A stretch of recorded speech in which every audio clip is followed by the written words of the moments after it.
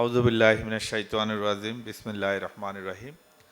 আরতাস কর্তৃক আয়োজিত আজকে আলোচনা সভা ঈদ পুনর্মিলনী অনুষ্ঠানে তাদের আহ্বায়ক, আজকের সবার সম্মানিত সভাপতি, আমাদের সকলের প্রিয় মুখ, আপনার সর্বজন প্রশংসিত সংগঠক, আমার প্রিয় নেতা ফরিদ আহমদ মজুমদার ভাই সহ এখানে আমাদের সমস্ত শীর্ষ নেতৃবৃন্দ, বায়রা, আতাপ, হাব এবং টোয়াবের আমার সকল সহকর্মীবৃন্দ যারা আজকে উপস্থিত হয়েছেন, সবাইকে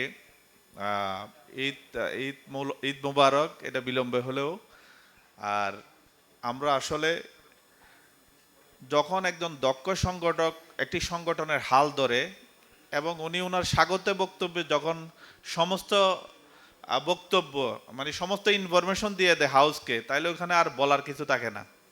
আমাদের ফরিদ ভাই যে বক্তব্য রেখেছেন তাওয়াব পুনর্গঠন করে আরতাজের বিষয়ে, আমি মনে করি না এখানে আমরা কেউ দ্বিমত করব এই বিষয়ে। সাথে সাথে আমার অত্যন্ত প্রিয় ভাই, প্রিয় সংগঠক, প্রিয় সহযোদ্ধা কে মুবারকুল্লাহ শিমুল, হাউজে সবাই ওনাকে চিনেন, উনি অত্যন্ত দক্ষ সংগঠক। এই দুই সংগঠকের সমন্বয়ে নবগঠিত আরতাজে আজকে আমাদের এই অনুষ্ঠান বলে দিচ্ছে আগামী দিনের সংগঠনের অগ্রযাত্রা কোথায় যাবে। আমি জাফর ভাইয়ের সাথে একমত, যদি সংগঠনে মুনাফেক যদি না থাকে, আজকে আতাপ হাব বাইরাতে আমরা সবচেয়ে যে সমস্যার মধ্যে বিভিন্নজন বিভিন্ন কৌশলে বিভিন্ন কথা বলে আমাদেরকে প্রতারিত করছে, এক এক সময় এক এক স্লোগান নিয়ে আসে, পরবর্তীতে ওনাদেরকে খুঁজে পাওয়া যায় না। সুতরাং সংগঠনে যদি মুনাফেক মুক্ত হয়, কেন 120 এটা বর্ধিত হলে আমাদের মনে হয় না কারো কোনো আপত্তি থাকবে। তো এই বিষয়টা আমরা বিবেচনায় নিতে পারি।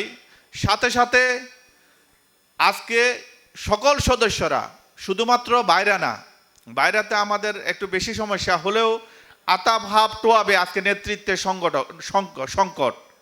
এই যে নেতৃত্বের সংকট, এই সংকটকে মোকাবেলা করার জন্য একটি দক্ষ সংগঠনের বিকল্প নেই। আর এই দক্ষ সংগঠনের যদি নেতৃত্ব তৈরি করতে চায়, আগামী দিনে লিডিং করতে চায়, এই বার্গেনিং অ্যাসোসিয়েশনগুলোতে নেতৃত্ব প্রতিষ্ঠা করতে চায়, এটা শুধু আমাদের একার দায়িত্ব নয়, প্রত্যেকটা সদস্যের নৈতিক দায়িত্ব আজকে পরিণত হয়েছে।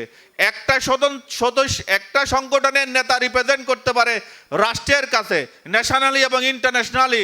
নেতৃত্বের কোয়ালিটির উপর ডিপেন্ড করে সেই সংগঠনের মান মর্যাদা, সর্বোপরি দেশের মর্যাদা।